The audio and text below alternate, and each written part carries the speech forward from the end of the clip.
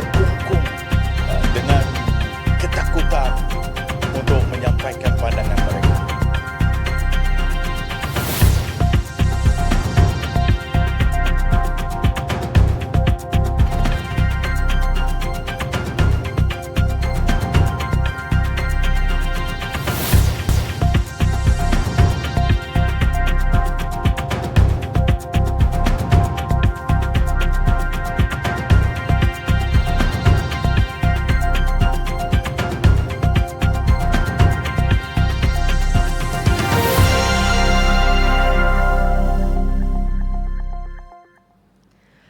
Assalamualaikum dan salam sejahtera kepada semua penonton dan pendengar podcast Jiwa Siswa. Saya Bro Afiq, merupakan mahasiswa Universiti Malaysia Terengganu. Dan salam sejahtera, salam UMS The Brand of Borneo. Kalau Afiq dari UMT, saya diterbangkan dari Negeri Bawah Bayu, Universiti Malaysia Sabah. Jauh kita bawakan saudari kita pada hari ini. Ya, saya. Baik, podcast ini berakar sendiri daripada seruan yang amat berhormat Menteri Pendidikan Tinggi. Katanya, pemimpin mahasiswa itu perlu ada kemahiran komunikasi, dan daripada situ wujudlah podcast Jiwa Siswa kita pada hari ini, Saudari Filza, sebagai platform untuk mengasah kemahiran komunikasi dan pengucapan awam. Betul. Dan bukan itu saja Afiq, buat pengetahuan semua penonton kita juga, podcast Jiwa Siswa ini dibawakan khas oleh Majlis Debat Universiti Malaysia Madum dan diperkasakan oleh Yayasan Perkasa Siswa YPS. Okay. Baik Filza,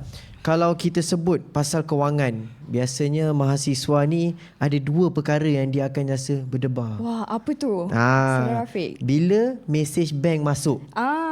Betul jugalah. Kita akan terus cepat-cepat buka notification tu. Kita nak tengok apa. Kita ingatkan duit masuk. Rupanya notifikasi pembayaran. Rupanya. Dan itu memang realitinya Afiq, kerana kita sendiri pun sebagai mahasiswa, kalau kita tengok notifikasi handphone kita, kita ingat duit masuk. Tapi alangkah menariknya kalau kita tengok duit tu masuk kan. Tapi sebenarnya keluar. Betul. Tu satu, keluar satu. Lagi satu, kita dapat awareness daripada pihak bank. Dapatkan juga tawaran istimewa. Betul. Betul. Dan juga promosi dari pihak bank juga. Okey, sebab itulah episod kita kali ini cukup menarik. Hari ini kita bukan sahaja bercakap tentang duit, kita juga akan mengenali bagaimana menguruskan kewangan dengan bijak, mengelakkan scam, mengenali kelebihan kad debit RHB MySiswa, dan juga bagaimana ESG ini menjadi sebahagian daripada masa depan mahasiswa. Dan lebih istimewa kita pada hari ini, Filza, kita bersama seorang figura yang sangat hebat dalam kewangan. Mesti kita punya penonton tertanya-tanya. Ya, betul. Sememangnya seorang yang kita bawa pada hari ini tidak asing lagi dalam dunia kewangan negara. Tidak lain dan tidak bukan yang berbahagia, Datuk Adi Sadikin Ali, Managing Director RHB Islamic Bank. Selamat datang Datuk ke podcast Jiwa Siswa kita pada hari ini. Assalamualaikum. Filza dan Afiq. Sihat kan Datuk? Alhamdulillah. Okey. Kita bawakan Datuk khas ke bumi Terengganu pada hari ini. Ya, betul. Okey Datuk, perjalanan ke sini. Rasa bertuah. Alhamdulillah. Okey. Jadi Datuk, sebelum kita masuk ke topik yang lebih orang kata serius, kita warm up lah dulu. Kita test dulu Datuk macam mana. Test dulu Datuk. Okay. Sebab kita nak mulakan dengan soalan yang lebih orang kata santai dulu. And kita, bila Datuk melihat suasana kampus pada hari ini dan berjumpa dengan mahasiswa, mungkin apakah kenangan zaman universiti Datuk yang sampai hari ni masih Datuk ingat sampai sekarang, yang terngiang-ngiang di fikiran? Gitu. Yeah. Interesting question. Soalan yang menarik. Saya dah meninggalkan zaman universiti dah lama lah kan. Old school. Berapa tahun dia Datuk? Lama dah. Saya sekarang 56, so you can. Okay. Jadi lama lah. 20 years plus.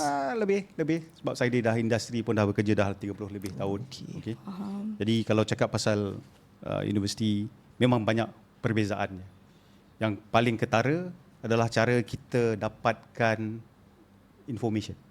Ilmu. Bukan ilmu, information. Dulu zaman kami, mana ada internet? Tak ada internet. Betul Datuk. Okay? Everything is hard copy, books. So, nak tak nak terpaksa lah usung buku. Buku teks satu hal. Buku teks saja tak cukup. You nak jadi A+ student, you kena lebih dari buku teks. Dan tebalnya buku macam mana pula kan? Dan tebal buku macam mana. Tapi jadi kalau nak jadi A+ student, chances lah kita ni akan jadi mamat yang duduk library ya. Okay. Kalau orang kata dulu nerd. Yes. Tapi Okay, I don't quite agree with that nerd. Okey, tidaklah, Datuk, Datuk. Okey. Datuk ada pandangan lain, ada istilah pandangan lain lain. Datuk. Lain lah, kita tak nerd. Kita bukan ulat buku. Okey. Tapi kita pandai mencari waktu, ruang untuk kita pergi cari ekstra, di mana kita terpaksa dua benda lah. Pergi cari buku. Pergi library, kena cari indeks. Kalau cakap sekarang, zaman sekarang, you all tak tahu macam nak cari indeks, nak cari buku dekat mana. You have to find, you kena pergi rak yang tertentu sebab kita dapatkan. Kemudian kita baca. Tak cukup baca, kita terpaksa buat fotokopi. Sebab takkan semua benda kita boleh baca. Betul. Fotokopi. Setakat fotokopi sendiri itu biasa. Kemudian ada satu lagi, kalau saya tanya, anda semua tahu tak apa itu microfiche? Alamak. Kita terlampau Kita Gen Z terlampau untuk Gen itu. Z, betul. Kita Terlampau Gen Z lah. untuk itu, Datuk.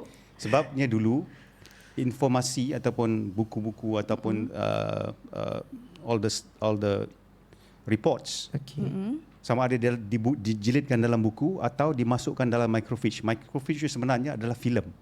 Filem katalah kita satu muka surat buku ataupun report yang telah difilemkan, diambil gambar dan dimasuk dalam filem yang kecil sangat. Okey. Very so they call it micro. Okey. Then bila kita ambil benda tu, kita akan letak bawah satu alat yang membesarkan, so you baca dekat skrin yang sebenarnya pancaran daripada benda yang kecil Daripada dibesarkan. filem tu punya pancaran. Yes. Oh, menarik. Menarik sangat. Memang menarik tu Datuk. Kalau Datuk bandingkan pula zaman pengajian dahulu dengan mahasiswa sekarang, agak-agak cabaran mahasiswa hari ini lebih mudah ataupun sebenarnya lebih mencabar. Sebab sekarang ni macam kita tahu lah kan Filza, semuanya di hujung jari Datuk. Betul, Dengan Datuk. telefonnya, dengan laptopnya. Tetapi godaan untuk berbelanja tu pun semakin bertambah lah Datuk. Okey. Macam kita tahu hari-hari ni makin bertambah TikTok Shop dengan Shopee, Taobao dan sebagainya. Saya yakin Filza ni pun kaki shopping juga ni. Mungkin Datuk pun antara pengguna-pengguna online shopping. Okay. Saya macam saya katakan old school. Maybe saya ni salah satu orang yang lambat nak menggunakan online shopping. Okey. Tapi tidak dapat tidak. Oh. Okay. Kita Traditionally. terpanggil dan akan terpaksa. To a certain extent kita terpaksa lah. Yes, I do my online shopping sometimes. Okay. So meaning that we have to keep up with time lah. Tak adalah old school sangat kan. Faham, Tapi Datuk. tadi macam persoalan dari Rafiq, sama ada sekarang ni hidup mahasiswa tu lebih senang atau lebih sukar dibandingkan zaman saya. Ya betul. Saya rasa sukar atau senang itu bergantung pada waktu. Kan? Mungkin sukar di zaman saya, senang di zaman sekarang, tapi mungkin sukar terbalik lah. Kan? Dari segi simple saja. Saya ambil untuk kita dapatkan information. Betul. Kami dulu tak ada internet, Yes. tak ada mobile phone. Jadi untuk dapatkan Maklumat tu. punyalah susah, payah, kan? Tapi sama ada kita dapat maklumat itu senang atau susah, sebenarnya kemudiannya akan bergantung kepada tindakan kita. Sekarang ni mungkin maklumat di hujung jari. Betul? Tapi sama ada mahasiswa sekarang ambil percaya bulat-bulat ataupun menggunakan judgement sendiri. Ya. Itu persoalan je sekarang. Maksudnya atas kita ni sebagai mahasiswa, kita pilih, takkan kita nak ambil maklumat ni directly. Kita tak tahu kesahihan maklumat-maklumat tersebut. Betul tak Datuk? Betul. Okey. Menarik. Baik Datuk, kalau kita cakap mengenai kebajikan mahasiswa, Okay. kita orang akan terus memikirkan bantuan kewangan ataupun beasiswa sahaja. Okay. Tetapi sebenarnya bantuan sahaja tidak mencukupi jika seseorang itu tidak pandai menguruskan kewangannya dengan baik. Betul. Betul Datuk? Saya rasa Datuk bersetuju dengan tu.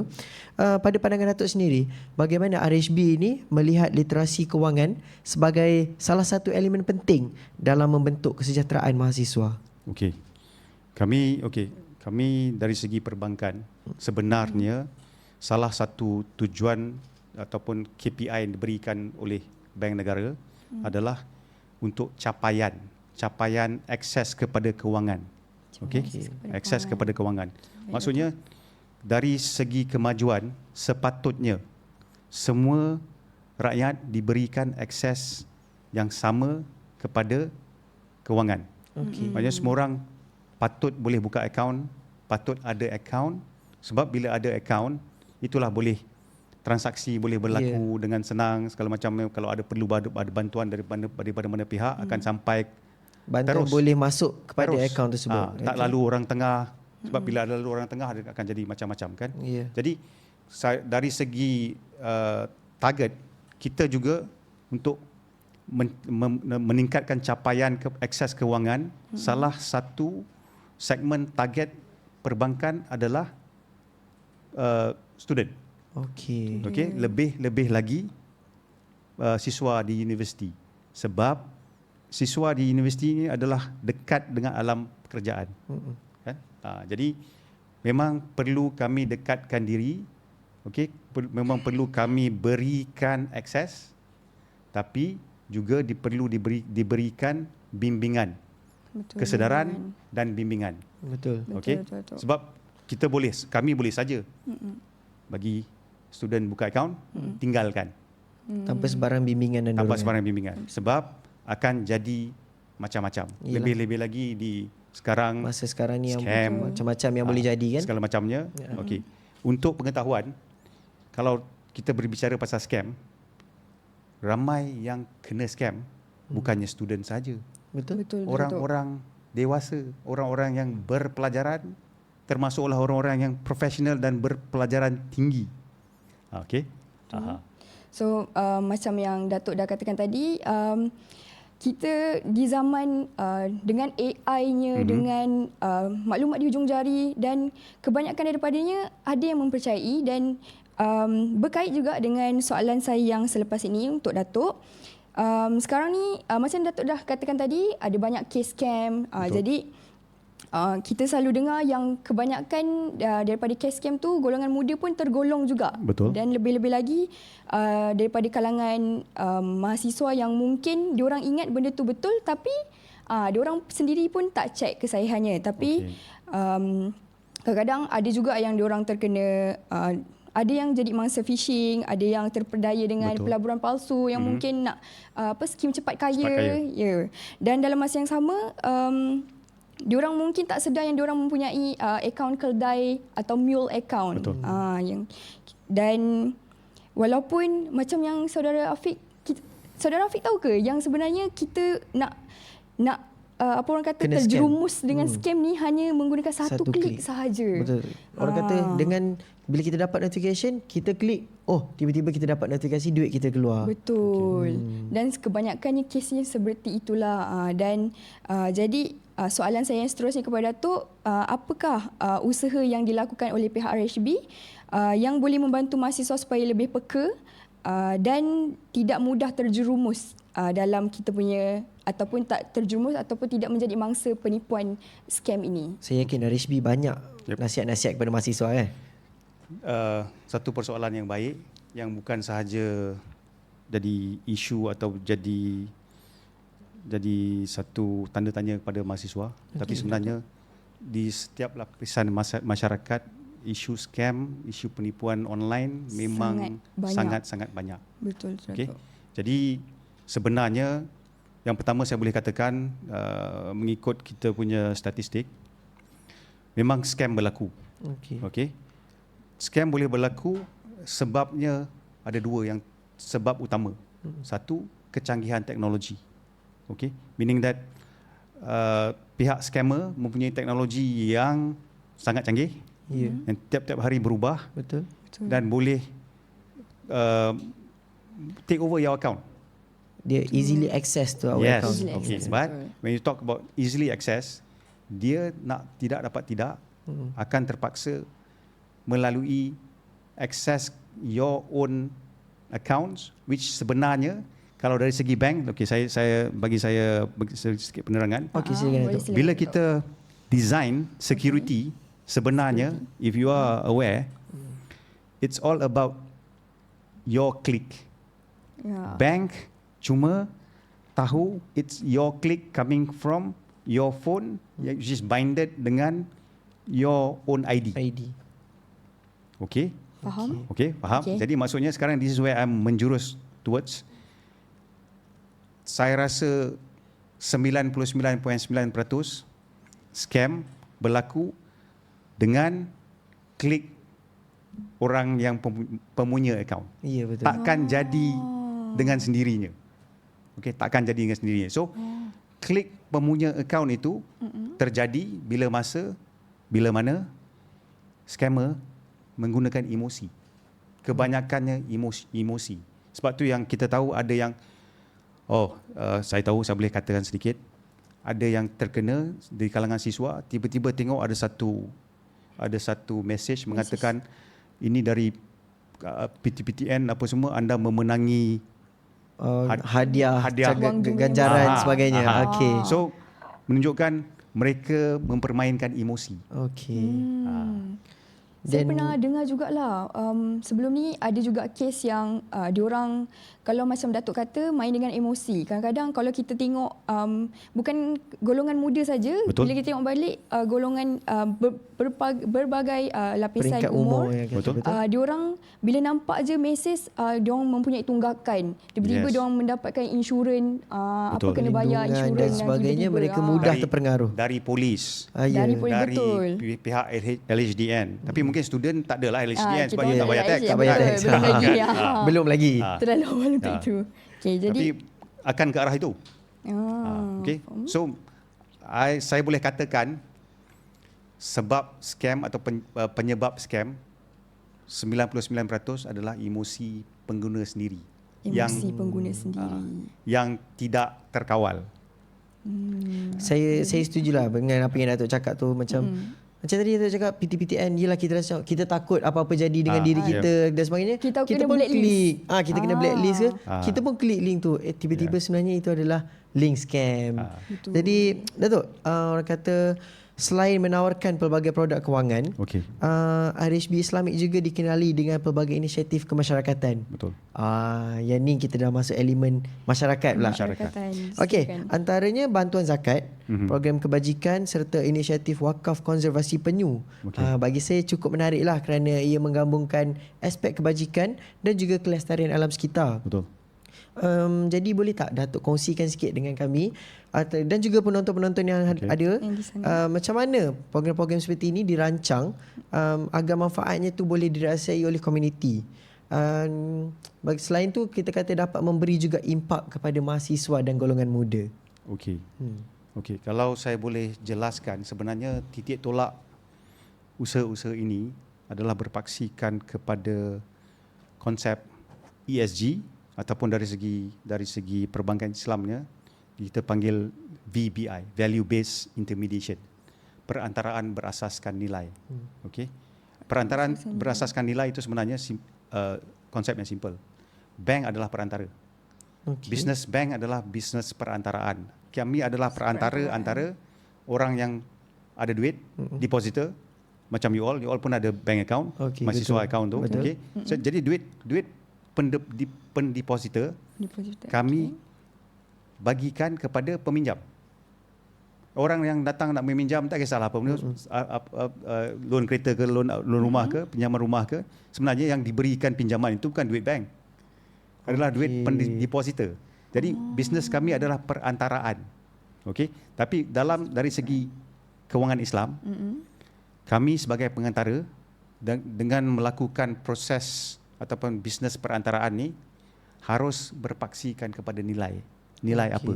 Nilai itu adalah nilai dalam makasih syariah adalah yang mana semua orang termasuklah bank ada tanggungjawab. Tanggungjawab bukan pada diri sendiri sahaja, tapi kita juga ada tanggungjawab pada masyarakat dan alam sekitar. Okey. Okey. Jadi sebab itu kami ketengahkan konsep macam konservasi penyu. Okey. Sebenarnya kami nak masyarakat, walaupun kami juga ke arah itu, kita nak juga menyebar luaskan supaya masyarakat yang pertama sedar yang awareness. Yang sebenarnya laut itu di bawah ancaman. Okey. Okey. Bila laut di bawah ancaman, sebenarnya yang mengancam laut itu manusia. Betul, manusia. Kesannya daripada manusia sendiri, betul. Okey. Jadi kita minta manusia juga menolong, sama-sama memulihkan, mengajak manusia lain sama-sama sedar dan membetulkan kesilapan yang dilakukan oleh Silapan manusia. dibuat. Faham. Maksudnya cara Datuk dan pihak RHB ni kata kita ni dah merosakkan alam, jadi kita nak baiki semula. Kita sedarkan semua masyarakat untuk bersama-sama. Kemudian ini kelestarian bukan untuk kita, untuk betul. masa depan. Masa depan juga. Baik, kita pun telah mendengar segala maklumat daripada Datuk dan mungkin kita akan berehat selepas ini, tapi jangan ke mana-mana kerana kita akan melihat dengan lebih dekat keistimewaan kad debit IRHB MySiswa, sebuah kad yang menggabungkan fungsi kad matrik, universiti dan kad debit dalam satu kemudahan. Dan sebelum itu, mungkin Saudara Afiq ada bawa kad? Kita boleh tunjuk. Tapi rasanya kita tunjuk selepas ni lah kan Datuk? Kita tunjuk Waktu selepas kita ni cerita keistimewaan tu, baru kita tunjukkan apa yang kita itu ada. dia. Okey. Okey. Jadi kepada pihak penonton, jangan ke mana-mana, teruskan bersama kami selepas ini.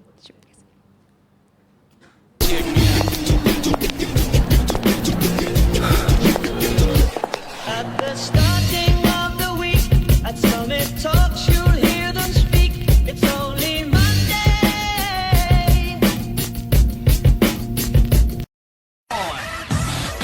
Isa samba, corre masa vela, isa samba. 1, 2, 3, go. Isuro correle, correle, correla. Isuro canari, canari, canare. Sina sumbahon, bahon, bahoneo. Cora diva, cora bajo, dera, dera, dera, go. Isuro correle.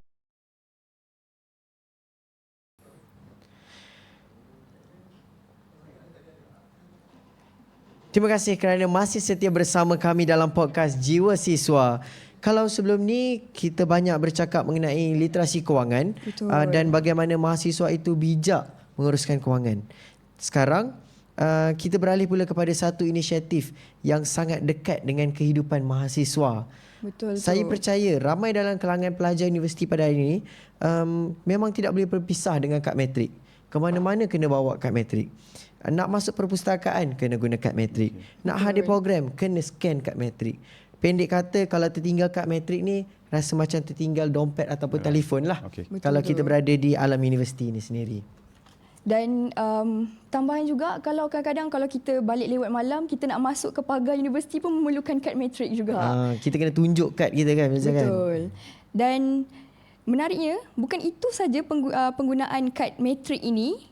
Malahan RHB Islamik memperkenalkan kad debit RHB MySiswa yang bukan sekadar kad matrik biasa. Malahan dia menggabungkan fungsi identiti pelajar serta kad debit bank dalam satu kad saja. Maksudnya satu kad saja kita ada pelbagai fungsi dan antaranya buat pengetahuan semua, mungkin Saudara Afiq juga boleh tahu juga memandangkan kita tengah borak pasal kad RHB kan. Saya nak bagi tahu lah, sebenarnya RHB ni banyak diskaun yang diorang bagi kepada kita mahasiswa ni, Afiq. Maksudnya terlalu pelbagai diskaun yang diberikan kepada kita, keistimewaan kepada mahasiswa-mahasiswa ni dengan kad tu. Jadi kalau korang nak tahu, sebenarnya kita punya kad RHB ni kita boleh guna untuk dapatkan diskaun dining or F&B, health and wellness, shopping, travel, automobile dan bukan itu saja, leisure and entertainment also. So mungkin kita berbalik kepada Datuk. Jadi mungkin Datuk boleh terangkan lebih lagi kepada penonton bagaimana integrasi dua dalam satu ini berfungsi dan apakah kelebihan yang membezakan kad debit IRHB MySiswa ini daripada kad debit yang biasa. Silakan Datuk. Silakan Datuk. Alright. Jadi untuk pengetahuan semua, sebenarnya kad ini adalah bertitik tolak daripada initiated by KPT, Kementerian Pendidikan Tinggi, yang mana kami sebagai provider diberikan KPI untuk membawakan satu kad yang mempunyai berbagai fungsi. Yang pertama adalah kad matrik, tapi kedua adalah seperti kad debit bank yang lain. Okey. Kad debit bank yang lain yang mana untuk keluar duit dan sebagainya lah. Membuat pembayaran dan sebagainya. Untuk e-payment dan sebagainya. Itu tak ada beza dengan kad debit bank lain. Okey. Tapi yang membezakan sebabnya untuk kami MySiswa adalah satu projek yang bagi saya berimpak tinggi. Jadi kami berbincang dengan pihak KPT dan kami telah mengemukakan yang mana akan ada satu ekosistem yang dibawa bersama-sama dengan penggunaan kad ini. Ekosistem ini adalah yang mana we have curated, kita buat kan, kita reka untuk bawa keistimewaan kepada pemegang-pemegang kad. Keistimewaan dari segi apa? Yang pertama adalah dari segi memudahkan transaksi. Okey. Bukan dengan kad saja boleh digunakan, tapi saya rasa anda semua tahu yang kad ini sebenarnya boleh disimpan dalam in your handphone. betul. Wallet, betul. Sebagai Apple Wallet. We have Apple betul. Wallet, kita ada Apple Wallet, Google Wallet, Samsung Pay. Tiga-tiga ada. Betul. Senang Okey, sudah. jadi senang. Kemudian bukan saja memudahkan transaksi, kami juga menawarkan merchant ecosystem. Sekarang ni kita ada 120 lebih and counting. Setiap bulan kita akan tambahkan lagi yang mana merchant-merchant yang bersama kami, okey, penjual-penjual yang bersama kami, ini bukannya kami suka-suka letak. Okey. Sebenarnya kami ada sesi libat urus dengan kumpulan-kumpulan siswa yang kami tanya, okey, anda perlu apa? Perbelanjaan anda di mana? Itu yang keluar F&B, nama-nama untuk F&B yang selalu yang jadi Apa yang mahasiswa-mahasiswa nak, betul. Maksudnya ini bukan mengikut kemahuan bank ya. Okey, maksudnya Datuk mendengar rintihan-rintihan Ya. mahasiswa jugalah kan. Dengan suara mahasiswa. Suara yang, mahasiswa pun Datuk dengar. Mungkin daripada side kita pun kita mesti akan membeli macam-macam. Betul. So pihak RHB mendengar apa yang kita mahukan dan buat sebenarnya dia macam two ways Two ways punya benefits. benefit. Yes. Kami memang mengalu-alukan suara dari mahasiswa. Saya boleh katakan, okey, sebagai contoh ya. Dulu kami introduce satu list. Okey. Kemudian bila kami ke kampus, katalah UMT. Ini klasik case lah. Di UMT ada yang mengatakan, Datuk, listing ini cuma terguna pakai dekat Lembah KL. Kelang. Lembah Kelang. Okey. Ini semua tak ada kat sini. Ya. Sebenarnya kami tanya, okey, di sini apa dia? Tu ada nama-nama yang keluar kami masukkan di sini. Okey, itu dari segi diskaun saja ya. Discount Tapi saja. ada lagi customer journey yang kami sedang reka dan akan diintroducekan. Kami tahu mahasiswa, salah satu concern mahasiswa adalah especially bila when you are in final year, lepas ni saya nak kerja di mana? Ya. Wah. Itu salah satu tanda tanya lah sebenarnya kan Datuk kan. Ya. Nak kerja di mana? Jadi kami dah memulakan dalam website kami adalah mewujudkan satu ekosistem yang mana potential employer, okey, yang mana nak mencari potential employee, kami jadi pengantara di situ. Maksudnya Faham? Okey. kalau dia later mungkin lepas ini akan tengok list of employer yang memerlukan pekerja or potential employee. Kami akan buat satu tempat yang mana mahasiswa just post your CV. Kami akan sampaikan ke sana. Kiranya Kami RHB tak janji lah you all dapat kerja ya.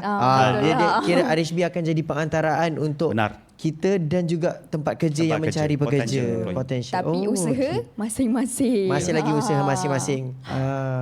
Jadi itulah kalau difikirkan semula ramai mahasiswa hari ini dah mula selesa lah kan Datuk dengan orang kata pembayaran tanpa tunai ni. Nak isi minyak pun kita dah pakai kad. Beli makanan pun kita dah pakai kad. Tempah pengangkutan dan sebagainya. So mungkin Rizal kita boleh tunjuk sikit kad kita yang ada banyak keistimewaan tu. Betul. Saya bawa hari ini bersama saya. Yes, dan kad, saya pun sama. orang kata RHB mahasiswa Mahasiswa. RHB mahasiswa. Pelbagai keistimewaan yang ada dengan kad ni. So mungkin sebuah mahasiswa-mahasiswa boleh tengok kelebihan-kelebihan yang ada dengan kad ni di laman web RHB Datuk. Betul. Okey. Tapi yang penting aktifkan kad itu. Sebab kalau tak aktifkan macam mana nak pakai? Betul juga, Datuk. So setakat ada kad saja tak guna kan Tak Datuk? guna. Aktifkan untuk merasai pelbagai ganjaran menarik yang disediakan oleh RHB. betul. Okey. Namun dalam masa yang sama kan Datuk, kita dapat rasakan kemudahan ini juga memerlukan disiplin. Betul. Sebab bila semuanya terlalu mudah, kita kata duit tu pun easily hilang. Yep. Mudah Easy come, keluar, easy go. betul. Easy come, easy go. Ya. Jadi mungkin ada soalan daripada Filza untuk tanyakan kepada Datuk berkaitan ni? Yes, macam yang Afiq dah kata tadi, and sebab itulah kemudahan digital ni kadang-kadang kita kena datang juga dengan sikap bertanggungjawab. Yes. Dan pada pandangan Datuk, bagaimana kad debit RHB mahasiswa ini mampu membantu mahasiswa membentuk tabiat pengurusan kewangan yang lebih berdisiplin, kerana bukan sekadar medium pembayaran secara cashless, tapi juga mungkin satu langkah awal membina perbelanjaan yang secara berhemah, selamat dan bertanggungjawab di dalam kampus maupun luar kampus, Datuk. Okey. Kami memang akan menjurus ke arah itu. Sebab itu dalam masa terdekat di dalam perbankan mobile kami akan ada savings jar. Savings jar. Okey. So, Savings jar. okey, maksudnya kita akan cuba membawa mahasiswa ke arah cuba menabung. Cuba menabung. Penabungan adalah salah satunya. Kemudian kita tahu ada dua lagi elemen yang saya rasa patut diketengahkan, akan kami ketengahkan kepada mahasiswa. Satu adalah dari segi penabungan. Dua adalah dari segi protection. Okey, protection maksudnya dari segi kita ke depan kita perlu ada protection dari segi dalam segi insurans, takaful. Ini mungkin dari waktu saya belajar kita tak fikir. Ya. Tapi bila kita masuk di alam pekerjaan sebenarnya itu penting. Lebih-lebih lagi sekarang ni isu tentang cost medical. Kos medical, betul. Okey. Jadi kalau saya boleh katakan kalau saya siswa sekarang, saya patut mula memikirkan satu perlindungan takaful atau insurans untuk kesihatan. Itu penting. Okey. Dan yang ketiga, elemen ketiga, satu penabungan, dua protection, ketiga investment. Okey. Kita perlu masa inilah nak berjinak-jinak nak tahu pasal awareness pasal investment, because kita perlu invest for the long term. Orang kata sikit-sikit lama-lama jadi bukit. Ya. Betul. Tapi kalau saya boleh katakan sekarang ni yang paling simple yang memang dah ada depan mata, tak payah susah-susah. Kita ada ASB. Okey, ASB. Kami bekerjasama dengan ASNB segala macam ni, mendekatkan diri, akan bawa kepada siswa untuk Melatih meningkatkan investment. Tentang investment. Yang mana senang. Tapi saya tahu ada yang mahasiswa sekarang ni dahsyat, yang boleh invest in gold, dah start macam-macam. Kan, forex lah apa benda, itu yang Yang lebih advance lah. lebih advance lah. Tapi kena ingat ya, lagi dalam investment, higher the risk, the higher the return. So kalau jangan fikir return saja. The risk pun juga. The risk pun kena fikir. Risk pun kena fikir. Kalau kita fikir nak return, Tak ada. Take it from me as an investment, as a finance guy. The rule is higher risk, higher return. So menarik perkongsian Datuk. Macam yang Datuk dah katakan tadi, ada penabungan, protection and investment. Nampaknya kad RHB mahasiswa ini bukan sekadar memudahkan urusan mahasiswa, tapi orang kata secara tidak langsung turut mendidik kita sebagai mahasiswa membina tabiat kewangan yang baik sejak di bangku universiti lagi. Kira daripada sekarang ni pun kita dah start lah orang kata menabung. Betul. Sebab masa depan nanti kita tak tahu apa yang jadi kat kita, Datuk. Sebab saya ambil contoh saya lah kan sebenarnya, Datuk.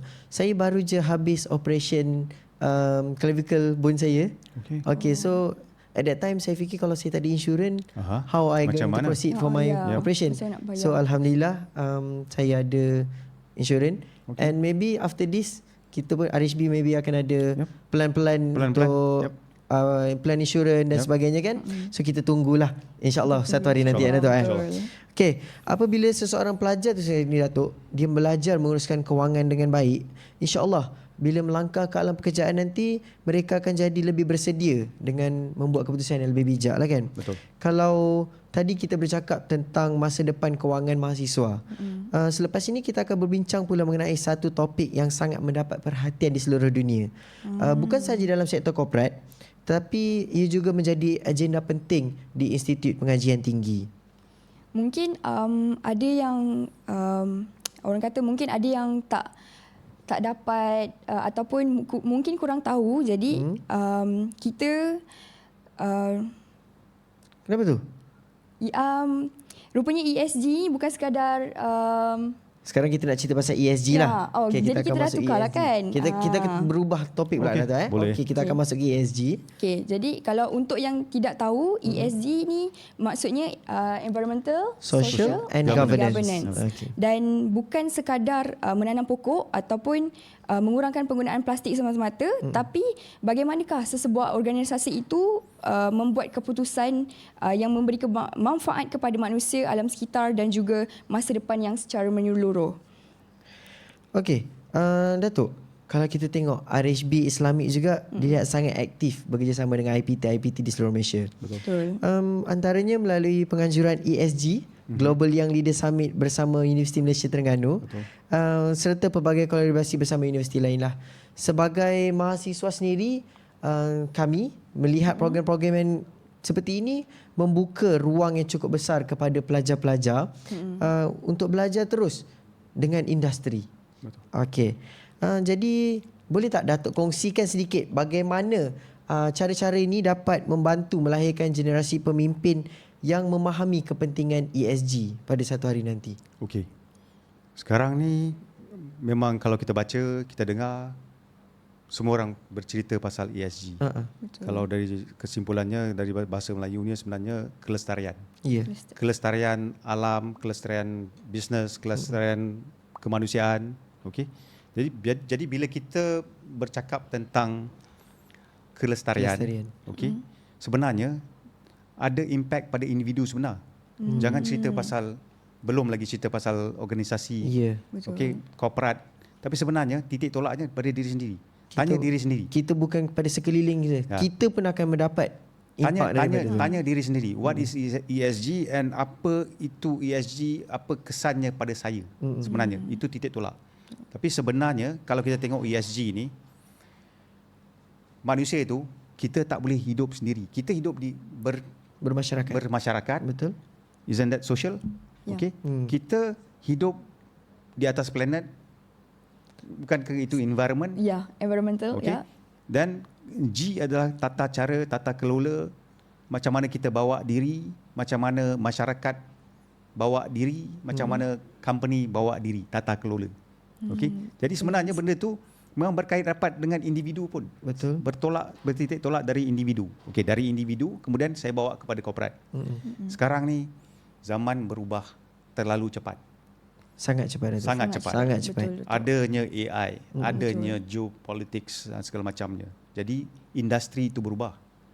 Jadi untuk siswa harus tahu yang apa yang siswa belajar hari ini mungkin tahun depan dah tak relevan. Ya. Betul. Okey? Maksudnya kita peredaran zaman ni terlalu cepat. Terlalu cepat. Okey. Jadi tapi kurikulum di universiti lambat. Okey, lambat nak berubah. Okey. Okey, sebab ada kekangan macam-macam lah. Jadi kita di pihak perbankan rasa yang ESG ini perlu diketengahkan dan perlu dibawa kepada universiti sebab paling kurangnya siswa tahu apa yang berlaku di luar sana. Betapa cepatnya benda berlaku dan berlalu dan Betul. walaupun siswa itu tak tahu 100%, paling kurangnya tahulah sedikit. Sikit-sikit. Sikit-sikit. Dan sebenarnya mahasiswa ni kena cepat adapt dengan situasi baru. Yeah, because sekarang ni name of the game is agility. Manusia tetap kena agile, menyesuaikan diri. Jadi anda semua nanti nak masuk kerja. Ya, betul. Okay, realiti di zaman pekerjaan adalah sekarang ni semua organisasi, semua company bercakap pasal ESG. Okey. Nanti just imagine bila anda dipanggil untuk interview, so, persoalan yang ditanya, what do you know? Apa yang anda tahu pasal ESG? Habis? Betul. Kalau kita tak ambil tahu, kita takkan tahu, kita akan boleh jawab persoalan tu. Yep, Betul. betul. Okey, so saya tertariklah Datuk dengan satu perkara bila Datuk kata pasal peluang pekerjaan. Ramai anak muda melihat bukan sahaja soal gaji, tapi sebagai budaya kerja sesebuah organisasi. Mereka mahu bekerja di orang kata syarikat yang mempunyai nilai, menjaga kebajikan pekerja dan juga bertanggungjawab kepada masyarakat. Nampaknya ESG juga menjadi satu kelebihan lah kepada graduan-graduan daripada universiti ini untuk masa hadapan dia nanti. Jadi mungkin Datuk boleh ulaskan sikit berkaitan ESG yang UMT anjurkan pada kali ini. kelebihannya kepada peserta-peserta ataupun mungkin pada satu hari nanti mahasiswa lain pula yang akan join program ESG kita kali ini? Okey. Di pihak kami menyokong usaha-usaha ini sebabnya kami bawakan realiti di industri terus kepada siswa-siswa Alam universiti. Okay. Walaupun ini this is just for the selected few lah. Mungkin 200 orang. Okay. Tapi untuk kami 200 orang ini cukup sebagai pencetus. Harapan kami adalah bila kita bawakan, kita bukakan ruang dan peluang untuk peserta-peserta ESG yang Leaders Summit untuk mempelajari, mengetahui sedikit sebanyak pasal ESG. Harapan kami adalah terbuka minda, terjawab persoalan apa ESG untuk saya. Kemudian akan ada satu resolusi yang mana mereka akan bawa ini balik ke kampus-kampus dan menyebar luaskan. Maksudnya peserta-peserta kali ini sebagai pemula untuk mereka membantu, mungkin satu hari mereka akan membantu rakan-rakan mereka dalam bab ESG ni. Betul. Mungkin secara ringkaslah Datuk, mungkin apakah nasihat Datuk kepada mahasiswa bagaimana boleh membudayakan gaya hidup berteraskan ESG di kampus? Mungkin Datuk boleh dapat briefly orang kata kepada supaya mahasiswa ni boleh faham. Okey. Macam tu. Yang pertama, again, sekali lagi saya nak jelaskan, ESG bukan retorik, bukan satu cerita dongeng, bukan fictional orang kata. It's not fictional dan bukan terguna pakai pada korporat sahaja. Okay. Sebenarnya ESG itu memang ada impact kepada individu. Okey, jadi sebagai mahasiswa, sebagai individu, cubalah cari sudut pandang yang mana baca. Sekarang kita ada internet segala macam. Terlalu mudah untuk kita akses. Pakailah AI. Okey, dengan sebaik mungkin. Cuba cek apa ESG itu dan apa impact kepada kita sebagai individu. Tapi kalau kita dapat rasa, ada perasaan, ada rasa, ada pengetahuan, insya-Allah kita sendiri akan terpanggil ke depan. Betul. Dan ada value kepada anda semua untuk memasuki zaman pekerjaan, sebab nanti itu satu persoalan yang akan ditanyakan kepada anda semua, sama ada what do you know about ESG. So sebenarnya kita ni sebagai mahasiswa dah kena adaptasikan dengan kehidupan ESG ni supaya satu hari nanti kita masuk alam pekerjaan lagi mudah lah untuk memudahkan kehidupan seharian kita. Okey, jadi terima kasih Datuk. Orang kata jelaslah bahawa ESG bukan sekadar trend atau istilah yang popular macam Datuk cakap fictional dan sebagainya kan. Sebenarnya ia merupakan satu cara berfikir yang membentuk pemimpin dan organisasi yang lebih bertanggungjawab. Betul.